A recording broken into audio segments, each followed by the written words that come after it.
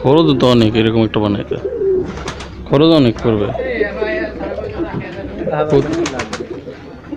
খাওয়ান প্রতিদিন কত লাগে তা তো হিসাবে নেই।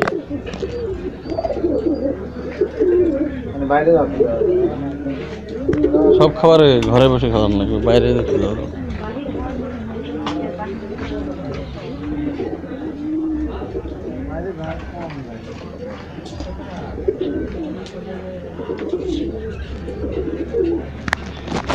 বাইরে থেকে যাতে কোনো কিছু না ঢুকতে পারে।